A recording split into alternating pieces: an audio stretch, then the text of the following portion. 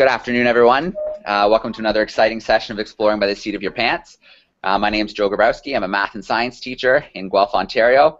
And yeah, I started Exploring by the Seat of Your Pants for this purpose exactly, bringing more science, adventure, more conservation into classrooms around North America and the world, hopefully. So very excited about our guest today. I'll introduce him in a moment, but I want to touch on the classes who are joining us today. We've got a grade 9 class joining us out of Windsor, Ontario. Let me turn your mic on really quickly if you guys want to give a wave. Hi. All right, there they are. Thanks. Awesome. Then we've got some high school students from West Jefferson High School in Ohio. The message I have here is that they are the always improving biology and anatomy students. So I'll turn that mic on really quickly. There they are. Hello, everybody. Nice to join you. All right. And we should have a class hopefully joining us from Alaska. They might just be having a little bit of trouble with the link. So we'll keep an eye out for them. I'll watch my email and hopefully we can get them joining in shortly. So they're from a fly-in community in Alaska, grade 6 to 8 students from Nunawalik Middle School. And hopefully they'll be joining us shortly. So that's enough for me. Let's talk to our guest joining us, Josh Neufeld, today. Josh works at the University of Waterloo. He's a microbiologist, and I've had the pleasure of welcoming to my classroom 2 years in a row in person to talk to my students about biodiversity and the human microbiome. So that's all I'm going to say for now. Josh is going to take over. He's going to do a much better introduction than I will because he knows himself a lot better. So Josh, why don't you take over? Okay, thanks, Joe. Thanks for having me, and it's a pleasure to be here to talk to you about microbes today. And normally, when I visit your class, Joe, I normally have a presentation on one screen, and then I'll talk to you in person. And so what I'm going to do, I think, today is I'll just begin by giving a brief introduction to myself, and then I will switch over into a few slides to give you an idea of sort of a little bit about microbes, tell you about microbes and you and their impact on your lives. And then I'll come right back, and then I can just talk to you through questions without having the slides up. So I'll do a screen share soon. But first, I think what I'll just let you know is I'm standing here in my office at the University of Waterloo, which is to the west of Toronto here in Canada. And I'm a microbial ecologist, and I've been here for about 8 years now as a professor, and I study microbial communities, so I call myself an ecologist of microbes, or microbial ecologist. I study microbial communities, and we have, just in the lab just down the hall there, a number of students working in the lab, and they're very good at taking DNA out of materials. So it can be human samples, for example, or environmental samples. We see all of these as microbial communities. We take the DNA out, we sequence the DNA, and we figure out what microorganisms are there. And at the same time, sometimes we find really interesting ones, and then we culture them. So we grow them in the lab. And actually, I have right here, you might have seen things like this before. So these are plates, these agar plates, and then you see these weird colonies growing on top of them. And so once we find interesting organisms, we try to get them growing on plates just like this. And so each one of these little spots that you see on the plate right here is a mound of bacteria. And so that's what we try to do, get a mound of bacteria, because then we can study them, we can figure out what they do and learn more about how they might help us. So that's the kind of thing we do. But for many of you, you're maybe not as accustomed to thinking about microbes, thinking about bacteria, thinking about other types of microbes, not just bacteria. There's lots of other types as well, and we'll talk about some of those. And so I want to give you sort of like an introductory session to microorganisms. And so if that's okay, I'm going to switch over and show you a presentation now that tells you a little bit about microorganisms, tells you about why they might be important for you. And so I'm going to do that switch right now. And Joe, you just jump in if there's any technical difficulties. Just shout at me and let me know to stop, slow down. But I think the presentation itself is probably about 15-20 minutes. So we'll get going here. So can you see the presentation on the screen? Okay, but I'm now going to make it full screen for a second. Can you still see the presentation on the screen? Okay, I can't hear it. Okay, I got a thumbs up there, so I'm going to leave it full screen then. So this is me. Again, now here's me in the lab. I'm working in the lab in this picture here, and that's where just down the hall from me. And I put a question on this slide, and I'm treating you like my undergraduate students because I asked them the same question. And you know what? They don't understand the answer. They don't know how to answer this question.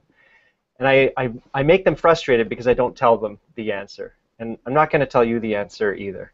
So that's going to be your mystery for today. What would happen if all microbes disappeared? I'm going to leave you with that, and maybe at the end of the talk and some of the questions and answers we go through later, hopefully you'll have a better idea of what might happen if all microbes disappeared. And I'll give you little bits of answers as we go as well.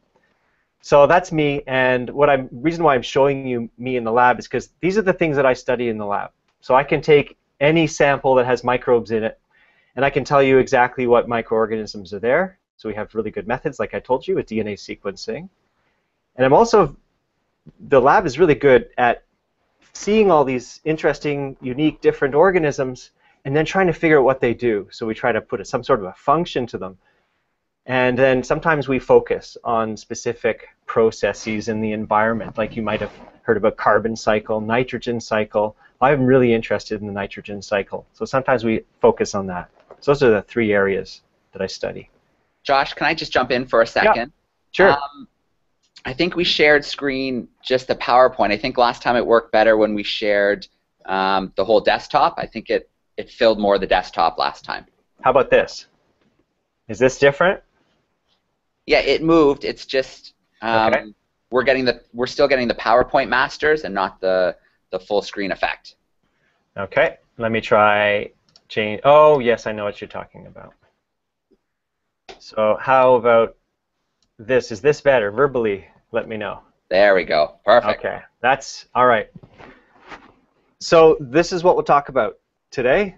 I'll first give you an idea of what a professor's job is like studying microbiology, and then I'll give you the briefest possible, most exciting super survey of microbes I can. And then we're going to get personal because I'd like to talk about you and the microbes that are on you and in you. So I hope that will, together, these three things will give you a good idea of how important microbes are by the end of it. So my job, just so you know, down the hallway, I told you already, there's the lab. This is Jackson Suji. He's actually my newest graduate student. He just started in September, and what he's doing right here is weighing out soil samples, and this is the first step. We take samples from the field, we get the DNA out of them, and we figure out what microbes are there. And we love soil because soil is arguably the most complex, diverse community of microbes on the planet. And we continue to pull out all kinds of new organisms, new processes, enzymes, drugs. Soil is really an unending resource for exploration. So that's exciting. And the lab's bigger than Jackson. You can see Jackson here smiling at the back row. So he's the newest grad student, but there's also undergrads in the lab. And I also have technicians and postdocs. And basically, these are the people, and some of you will be in labs just like these students doing research in the future. And what they're doing is asking questions no one's asked before. So they get to design brand new experiments to test things that have not been tested yet. And so it's exciting, and it's also really hard. And so that's really why they spend so many years training to do this well. Jackson's just getting started. But another important part of the research and science is telling people about it, just like I'm doing with you right now. It's really important to go into classrooms and teach some of, for me, it's undergraduate students. So students fresh out of high school come see me, and I tell them all about microbiology for the first time, as I'm doing with you today. So I'm treating you a little bit like my undergraduate students today as I talk about microbes with you. I also include this here because it's also a lot of fun. So if any of you are thinking about university, I just want to encourage you. It's a lot of fun. The classroom can be a lot of fun, and these are some really odd pictures of me at Halloween. So you might recognize obviously Lord Vader in the middle, and the Dark Knight on the right. So I like to have fun in classrooms, and so research and science is not all boring. It's actually, I think, really exciting. I hope you do too. So that's my job. That's part one. What is my job like? And you can ask me more about that afterwards if you're curious a little bit about careers in science and graduate school and research, if you'd like. If you hear a noise in the background, it'll stop in a second. I have a really big aquarium in my office, and the filter's kind of breaking at the moment, so sometimes it makes this noise.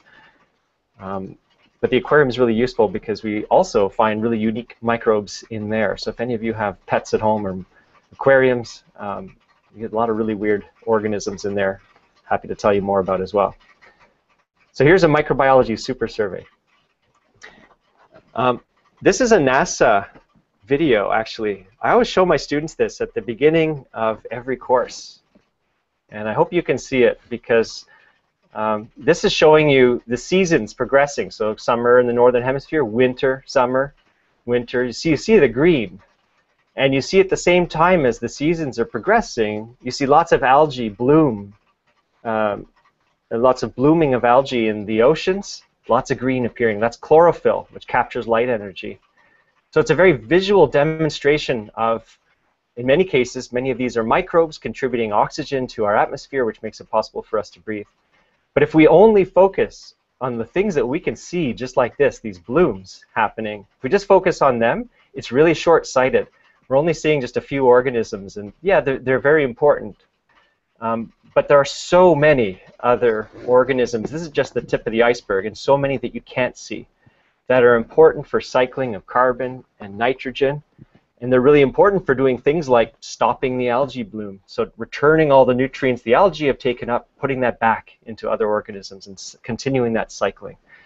And so that's what I spend most of my time looking at, is all of the other organisms on land and in the aquatic environments that are important for the cycling of nutrients in the environment. So that's how I think, in a way, on a big scale. And the human body, as we'll talk about today, is a little bit like a small-scale version of what's happening on the planet. So anything we talk about planetary is also relevant to microbes in our bodies. So this is just also a diagram so that we all sort of see the same thing at once. We see that microbes, which are all shown in the middle of this drawing here, these microbes have influences on our atmosphere. So I just mentioned the production of oxygen and also taking up of carbon dioxide in the top image that microbes do for us in the ocean. In fact, every second breath that we take has come from microbes producing oxygen in the ocean. So thanks, microbes. And also that's important because that oxygen contributes to the ozone layer, which protects us from the sun's rays, so we wouldn't be able to be terrestrial beings without that layer. Thanks again. And then, of course, we have the human body over on the right side. So we'll get talking about the human body soon. The ability to grow food and take that nitrogen from the atmosphere and turn that into something plants can eat, that's microbes. I mentioned already drugs from soil microbes. This is really important for biotech and industry. And lastly, food. This is what I didn't eat beer. I didn't drink beer for lunch, but I had cheese for lunch. And so that cheese is importantly produced by microbes. I think you know this, but it's also good to put this all sort of in one place to show you the importance of them, because I guess you probably imagine, when you think of microbes, you think of viruses and bacteria, and you think of these organisms causing disease. That's often the first thing most students think about. And yet it's only a tiny handful that do that.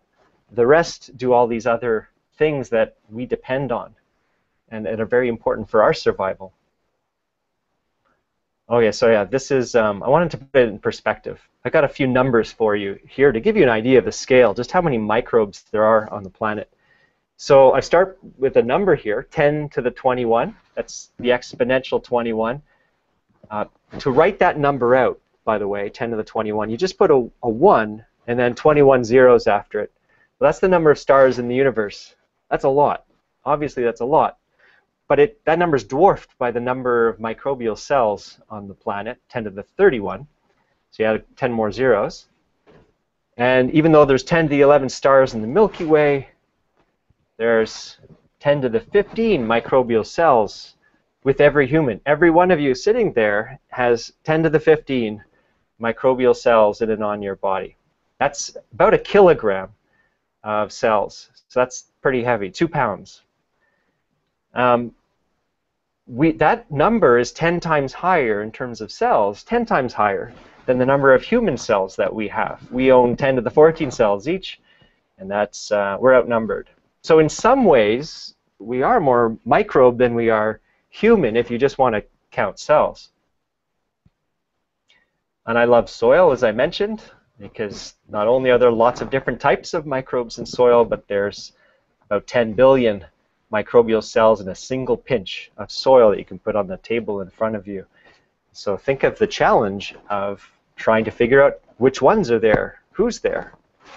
That has been very difficult, and something we continue to work on. Another number, 1 million different microbial cells in a single milliliter of seawater. Just a few drops of seawater, you have 1 million different bacteria, and I'll say it, archaea, another group of microbes. But that number is actually really small. Think about swimming in the ocean and swallowing just a drop of water. You might swallow 1 million microbial cells, but don't forget you just swallowed 10 million virus particles in that same drop of seawater. And I think that's a really important point, because we know viruses are bad news. Viruses are problems. But these viruses that we're swallowing when we go swimming, they don't make us sick. They make other microbes sick. The viruses are not, most viruses on the planet are harmless to humans. So I think that's important to keep in mind when you next hear about viruses. Keep in mind that that's not necessarily a bad thing for humans. So we are in a microbial world, and most of them ignore us, some of them benefit us, and a very small number actually make us sick. So that's a quick overview. And I just want to show you a picture here. This is taken with a microscope. I love this picture. I always show it because it's from activated sludge. When you flush the toilet and the wastewater goes to be treated, there's a microbial reactor, essentially, that treats that water.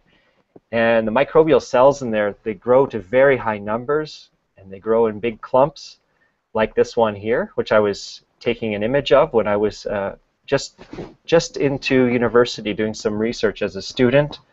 And I took this picture, and see this, if you look at the picture, there's this sort of a black string coming down, and then a little black cell at the bottom of it here. And I knew what this was because I was studying these organisms right here. So it's probably a hyphomicrobium. And it's a part of wastewater treatment. But it then occurred to me that the rest of this clump of cells, the rest of the image near the top, lots of cells, I had no idea what any of them were. And it was very hard. There were no methods really to identify what all these were. And so I thought, I'm going to spend the rest of my career trying to take even a clump like this and figure out what's there. And that's what I'm doing now, and so we've developed methods to do just that. I took that as a personal challenge. So that's what I work on. And so we're getting better, actually. We know a little bit more about the different types of organisms that are found, microorganisms found on the planet. And so this is a tree I usually teach my undergrads from. I show something like this, and I say, this is a tree. And it shows how all organisms are related to each other through their DNA. And so you can line up DNA next to each other, and you can see how similar different organisms are to each other because they all came from the same starting point. And so just in case you want orientation, you're over here on the right side with the animals. And all animals are close to slime molds and fungi, and plants are actually very similar to fungi. And the rest of the tree, so everything that is not animals and plants, pretty much, everything else is a microbe. So that's why I say it's a microbial world, because you look around you, your eyes see the big stuff, but the little stuff is what makes up the vast majority of biodiversity on this planet. So when you think about conservation of biodiversity, you say, well, what kind of biodiversity are you talking about? Because most of it's microbial. And so you've got the bacteria on the left. I think most of you have probably heard of E. coli before. Sometimes it's in the news because some of them can make toxins. But there are many other types of bacteria, as you can see here. This is just a few examples. And those are the bacteria. I don't know how many of you are familiar with the archaea, but this is another group that we're just learning about now. They're sitting. Each of you have archaea in your gut. They contribute to methane production, but they also do all kinds of other things in the environment, and they are probably some of the most dominant microbes on the planet. And so this just gives you a sneak peek of bacteria, archaea. These ones here, none of these have the nucleus, and other. If you've learned about organelles, little membrane enclosed compartments, those are usually associated over here with the green ones on the right.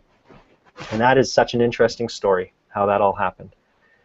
But that's not for today. What I want to show you is this tree that I show my own students. I say, I'm sorry, this tree is not enough. If you really want to know what the tree looks like, and I'm talking just about the microbes, you have to start looking like this at really big trees that have big fat branches with lots of things inside of it. So this very tall spike right at the very top, this is the spike that contains E. coli and almost every other bacteria you've ever heard of. Most of them are on this big spike. And everything else around here, I don't think you have heard of. I have heard of many of them, but not all of them. And one of the problems with these is many of them have never been cultured. So we've never had them in the lab to study. So this is still probably the beginning of our discovery of the many types of microbes that are present on this planet. Microbes have been around for billions of years, and so they have had a much longer time frame to diversify, and they also, their generation time is really short. Some of them can divide every 10 minutes. So, I mean, that's not necessarily normal, but that's how quickly they can be changing over time if they're dividing frequently. Okay, so this is your crash course in microbial diversity. Lots of different types. Some environments have lots of organisms. And now I think it's probably good to begin the discussion of what does it mean to you, though? There's a lot of these organisms we saw in this big tree over here are out there. You could find them in soils and sediments, hot springs. But what about you? What are you sitting in this classroom with on you and in you, and what does it matter? So what I'm going to do here, just for a quick second, I'm just taking a quick peek at you because I want to make sure everyone looks okay. Everyone all right? Okay, great. Good. I'm going to go back to the screen now.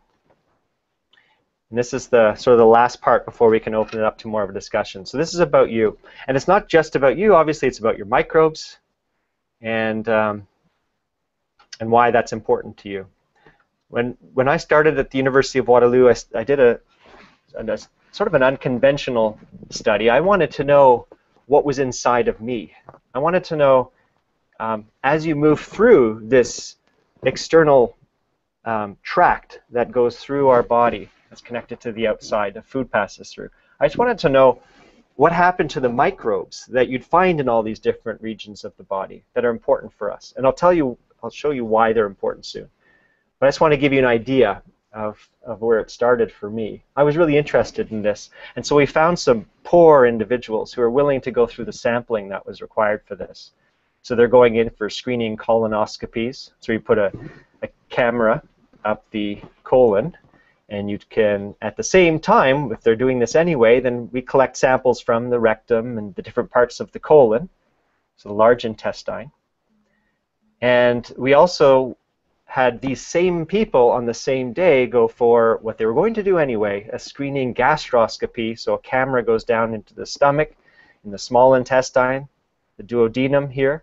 And while that was happening, we would take little snips of tissue. So we'd cut out tissue from these different regions. And I know that sounds horrible, it sounds painful, but it's not. You can't feel it.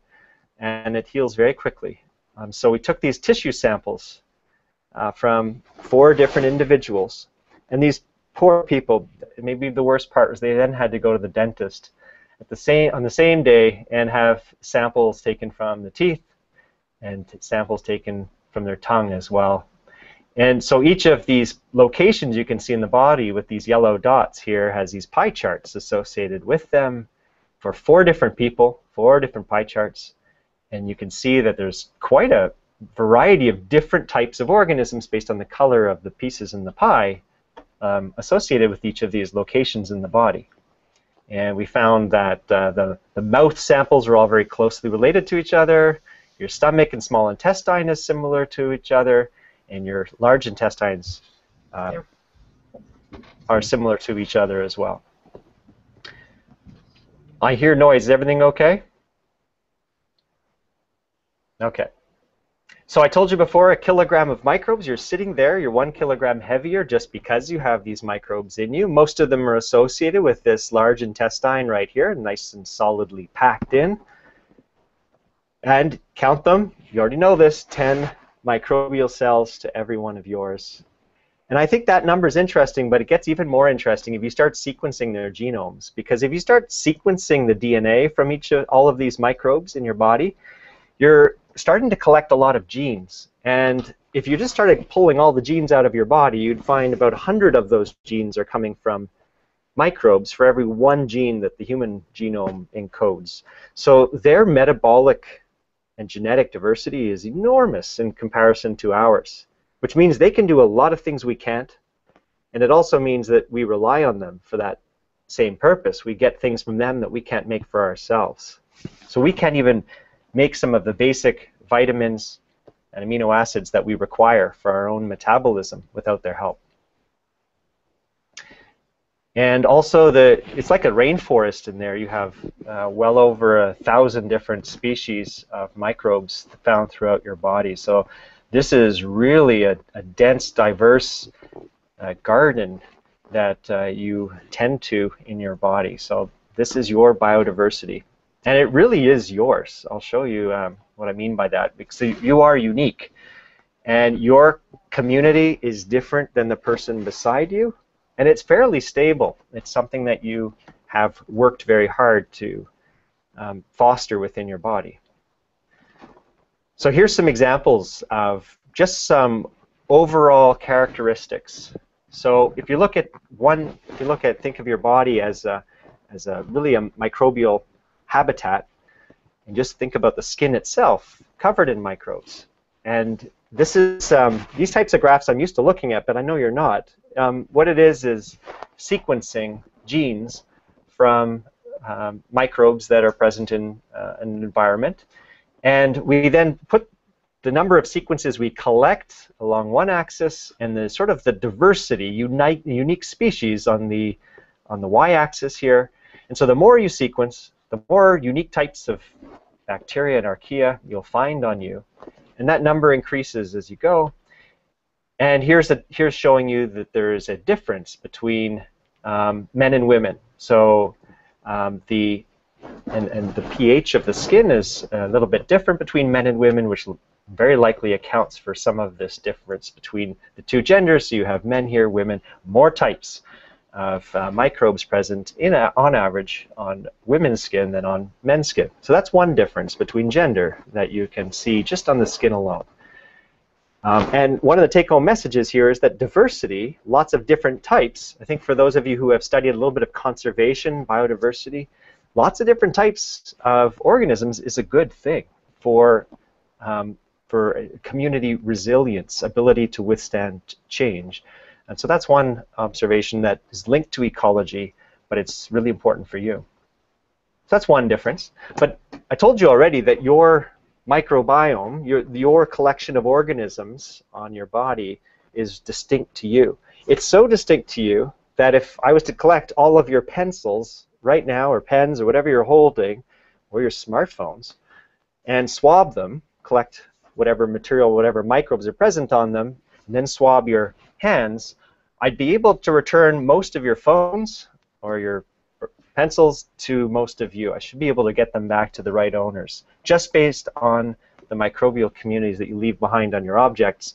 So here's an example of data showing you that happening where if you were to sample the fingertips, these hollow circles, and sample keyboard keys from individual 1, and do that with individual 2 and individual 3, you can see that even in two-dimensional space, all of these samples, based on their microbes, based on skin microbes, are distinct from one another.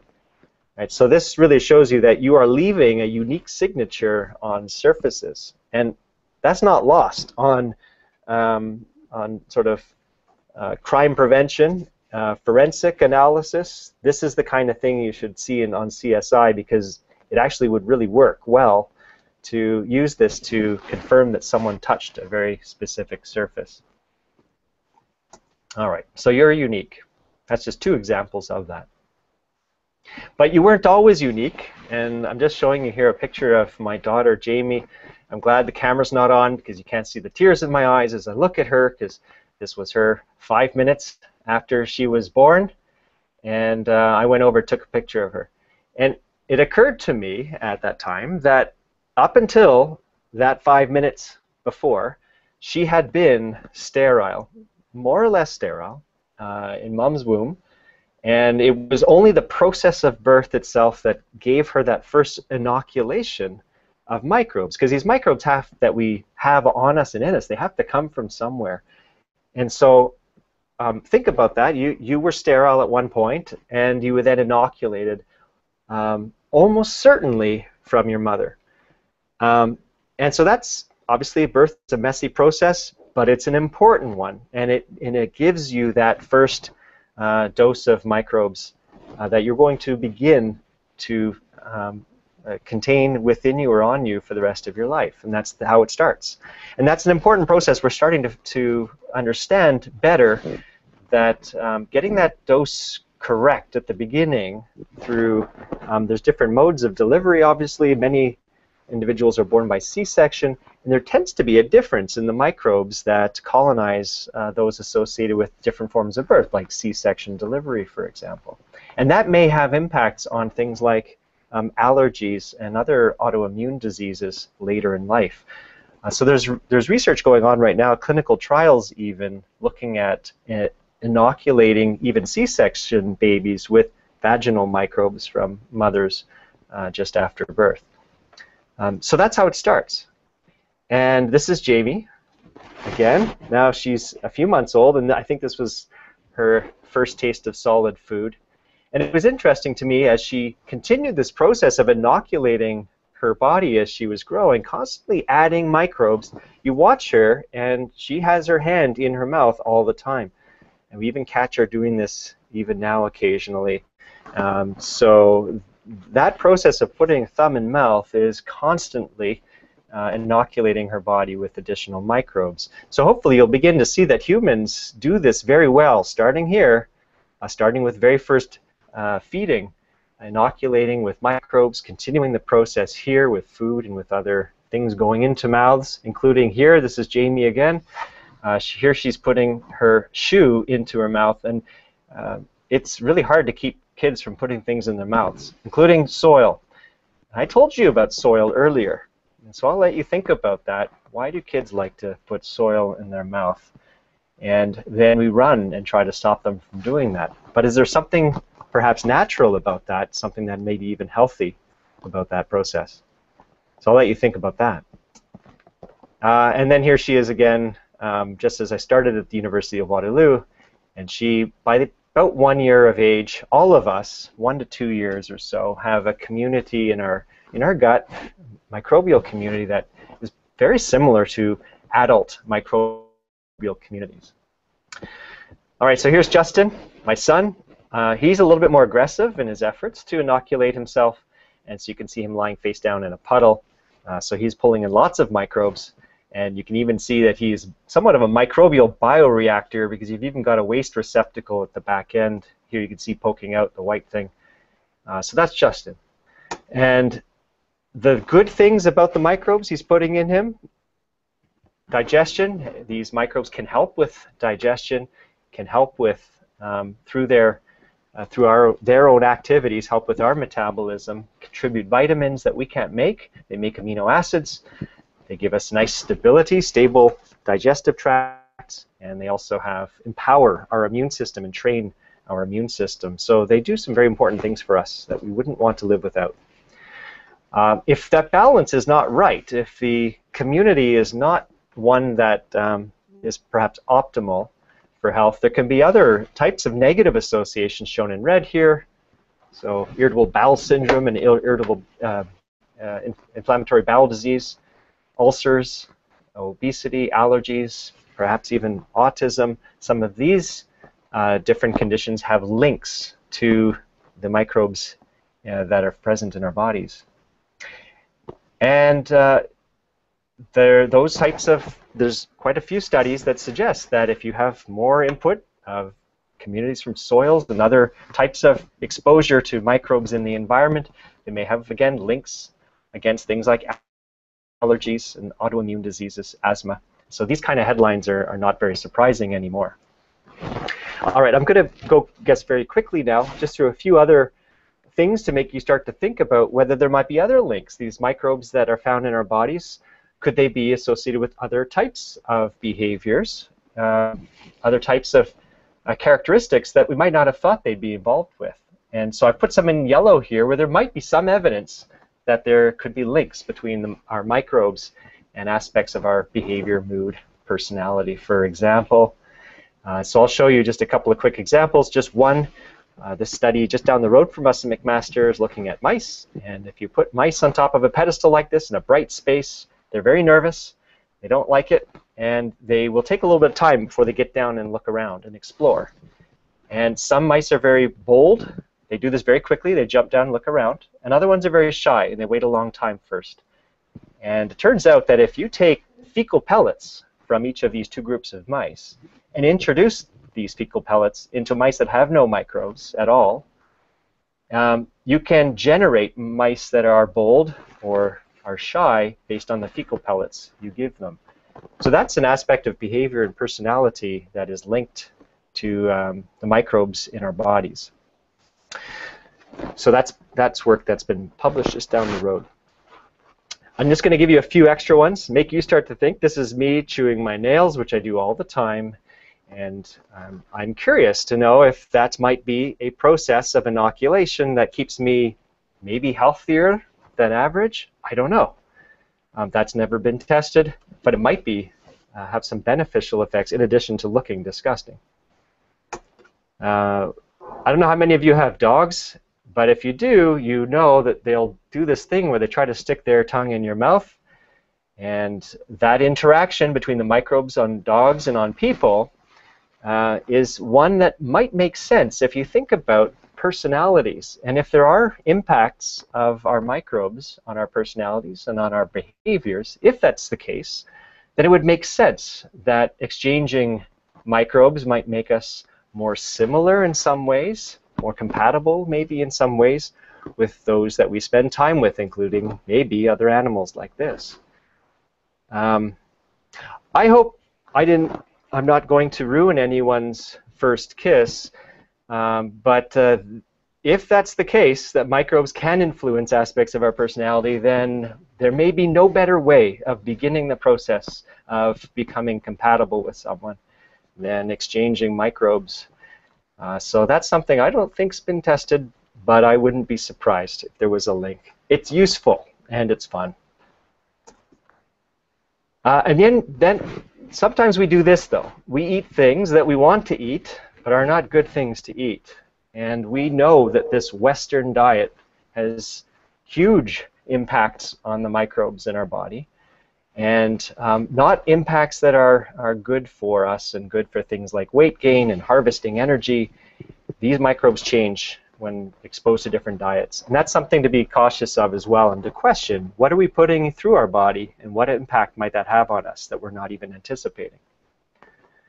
And we also do things like this. We all reach for hand sanitizer, which is the best way to prevent the spread of illness, especially in flu season.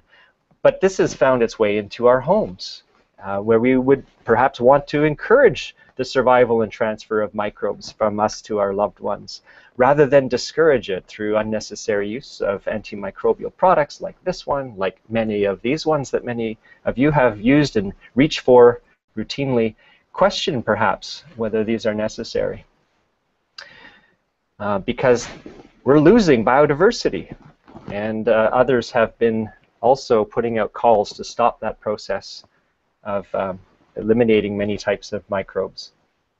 So that hopefully is a warning, because what we do is we take that rainforest of microbes that we have fostered and cared for, and we, with perhaps one treatment of antibiotics that was not necessary, perhaps for a viral infection, we may end up with this situation here. And what happens next? What grows back? And what influence will that have on us long term? So that's a question to ask. And so as parents, one thing I do now is, instead of asking for antibiotics when the kid is sick, I ask, are these necessary when kids are sick? So 2 take-home messages for you. I hope I helped you to see that microbes are really important for you, and they're also really important for your environment as well.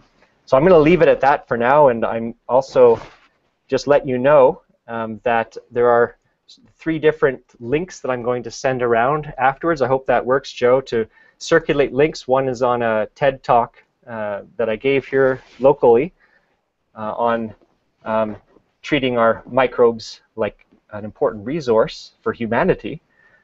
Also another one on the importance of conserving and stewarding our microbes. And a third one to answer that question for you: what would happen if all microbes were to disappear with the wave of an antimicrobial wand? So I can send you that link. If you're curious and tired of thinking about that, you can just go and take a look at the answer in this paper here that we published recently. So those are a few links I can share afterwards. But now I've taken up more than my time, and so I'm going to stop and turn that back to you, Joe. All right, Josh, that was great. Thank you very much. So if you do send me those links, Josh, I can email them to the teachers. So if they want to continue a little bit of the learning afterwards, that would be perfect. Sounds good. I can pass those on. So our class from Ohio, unfortunately, their period ended, so they just had to log off. But we did, Mrs. Bearden's class from Alaska managed to get the text sorted, and they have joined us. So they've been along. I think they came in about maybe 5 minutes into the lesson, so they've been along for most of the lesson, which is good. Perfect. Hello, Alaska. There they are. Or should I have said, hello, Eagles? All right. So let's, if you're ready, Josh, let's grab 2 questions from each class to get things started. So let's go to Windsor, Ontario first and see if they have a question or 2 for you. They just unmuted. Anyone had a question? Here we go, first.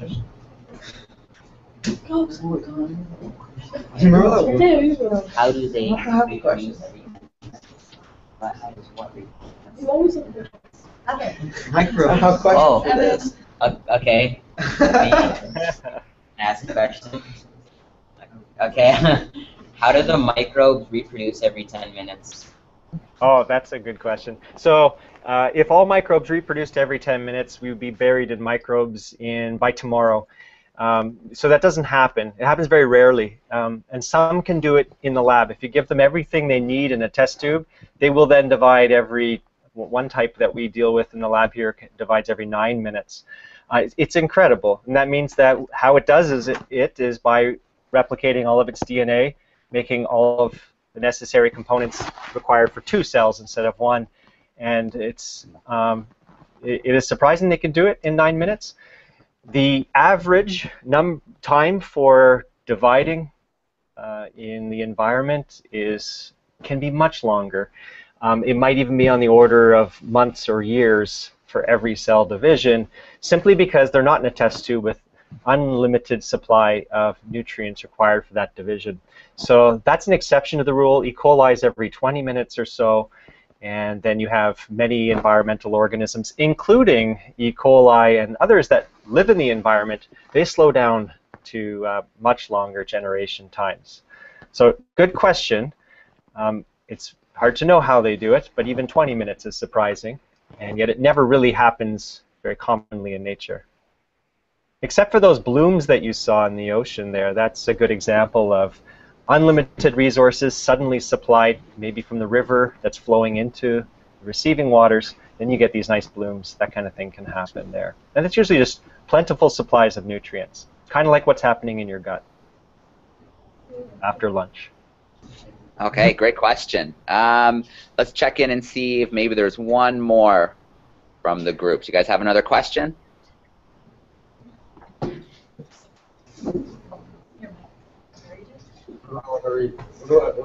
What? Do I have to? Evan, you can read it. I'll read it. Evan, here, let me read it. Then let me read it. Evan, I'll read it. Okay, I have a I don't know question. how to read this.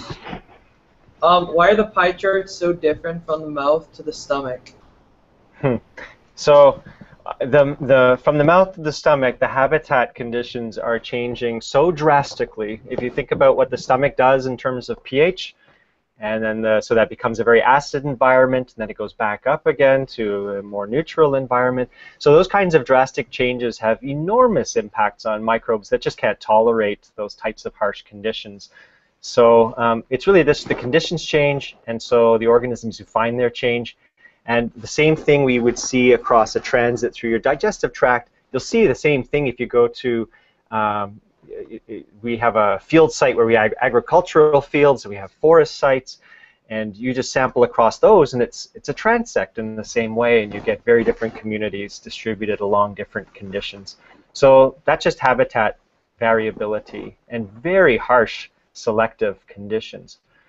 It is actually really harsh to be in the digestive tract, which is part of the reason why you only have over 1,000 species, and not like in soil samples where you have potentially hundreds of thousands or millions of species.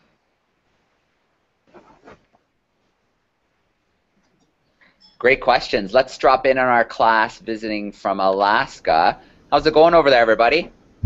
Good. Good. I'm glad you're able to join us and you got the technology sorted out. We gave you a little intro before you came in, but just a reminder, we've got the Non-Relic Middle School's class, and I believe you're the Eagles? Yeah. All right. Does anybody have a question for Josh, maybe about bacteria or biodiversity of the bacteria living on you or in you? Does anybody have any questions?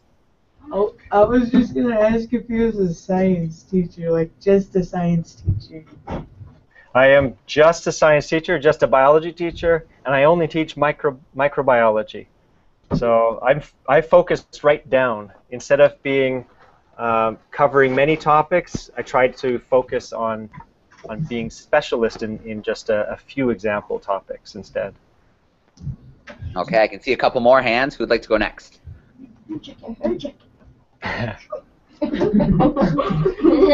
So am I calling or you, Joe? Maybe we'll go, tie-dye shirt was first to have hand up, and then we'll go red shirt in the back. Does that work? Introduce yourself. Go ahead, tie-dye. What percent of the world is filled with organisms? Okay, so your question is kind of like saying, if everything in the world disappeared and all you could see was microbes because they were glowing. Well, interestingly, if that happened, you could still see everything, the outline of every object around you, your outline. You could still interact very much on a regular basis because everything is covered with microbes in numbers that are hard to imagine. So everything is covered. Some places you find really high densities, and one of the highest density communities of microbes on the planet is sitting with you in your chair, in your gut. That's where the highest density is found for the most part in the digestive tract of mammalians. All right, let's grab another one. Oh, I said red shirt next. I don't know if that was in order. Yeah.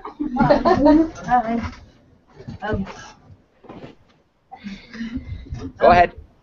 Willie, if NASA was like looking at the Earth thingy that you showed us, will you see a tsunami? So, yes, the satellites are really good at tracking different weather patterns like tsunamis. What I thought you were going to ask, in a way, when I came to the University of Waterloo, I said that I was going to go sample air. I was going to take air samplers and pull microbes from the air and look at their distributions, because it looks increasingly as though the microbes present in air are responsible for things like rain starting or snowflakes forming, because they form that very core of the crystal itself in the case of a snowflake, for example. So microbes are really important in being a part of weather patterns, which is kind of a surprising link, I suppose. And that also makes me think that microbes are probably important in terms of space exploration. We always talk about microbes on Mars and whether we'll find them there, which is also kind of an interesting question. Is there life on Mars? And there might have been. And who knows, there might even be. But they would have to have some very bizarre metabolisms to be able to thrive under those types of harsh conditions. But if there is life on Mars, it's microbial. Whoa, that's awesome. That's awesome. I think so too. So, black shirt. That's you, Charlie. You had a question at the back? Is Mars livable? Charlie, Oh. heavy. Is Mars livable? One of the interesting things about Mars is that instead of having lots of oxygen, which we use to respire, it has a lot of perchlorate. And perchlorate's really harsh. It's something that would be poisonous to us. But it's possible that microbes could respire using perchlorate. So that would be one thing I'd be curious about in looking for microbes on other planets, whether there might be alternative metabolisms that we're not used to seeing here on Earth. Did that answer your question in any way? It's sort of a hypothetical because I don't know. Any other questions? All right, Josh, I completely forgot at the beginning to introduce my two classes. There they are. Oh, hi, guys. So we're going to grab two questions from them. Here we go. What's your favorite part of your job?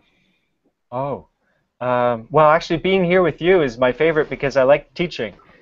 So my favorite part is going into a classroom and telling people things that I get so excited about and saying it to people sometimes for the first time. So it makes me really excited. And so I think teaching is actually my favorite part of the job. And the second is making discoveries that I didn't expect. So things that surprise me in the lab, that I get really excited about that. So, but also, I'll tell you honestly, what I also like to do is my father's an engineer, and so he can make methods and processes. And I like to do that too a little bit. So I like to develop methods in the lab as well. So when I can come up with a new method, that makes me really excited. Thanks for asking that. You're welcome. All right, and we've got one more question from my group. What do you do in the lab? I do nothing in the lab. Nothing, ever. So wait, it's okay. Because students like you, I wait for because I no longer work in the lab. So I just supervise students. And so that's part of the teaching, the training, is being with my graduate students. And students not too much older than you get started in the lab, and those are the people who grow bacteria, grow archaea, and sequence DNA, and then analyze it using what we call bioinformatics. So I do very little. I do a lot of writing and a lot of talking and training. So good question. I hope I didn't surprise you too much there. I'm still doing the science, but I'm training other people to be my hands and be my brain. All right. Josh, we've hit the hour mark, so we visited all the classrooms. The lesson was great. I think maybe we'll try to wrap it there just because I know time constraints do get tough with switching classes and stuff. So if you maybe a take-home message or something that you'd like to leave the classrooms with, and then we'll log off the broadcast from there. Okay. Well, I guess I would just, as I said before, microbes are such an important part of your lives, and we didn't even talk about it, but they are inside every one of your cells as well. We have the mitochondria, and so these are the powerhouses of your cells, and they're just bacteria. And so microbes aren't just important to you, they really are a part of you, and they're a part of who you are and where you came from. And so I guess I would encourage you to embrace and celebrate microbial diversity and not see it simply as disease for humans, but really it's a part of our story. So I'll leave it with that, I think, at this point, and I'll send around those links that I mentioned before. Hopefully that'll be helpful as well. That'll be perfect, Josh. Thanks again for sharing that world with us, because my classes right now we're studying biodiversity, and the microbial world is overlooked so much. So I think it's really that the graphs you showed just to show how much of life on Earth is actually microbial compared to, you know, macro, what we see every day. So great lesson, Josh, and I'm excited you could join us today. Please pass those links on. I'll pass them on to the teachers, and I want to say thank you to the groups who joined us today as well. So I'm going to turn the mics on so we can say thank you and goodbye, and then we'll log off for today. So thanks, Josh. Thank you, everyone. Nice to meet you. Thanks for having me. All right. Thanks, everyone, for joining us. We're logging off for today. Thank you. All right, take care. Bye.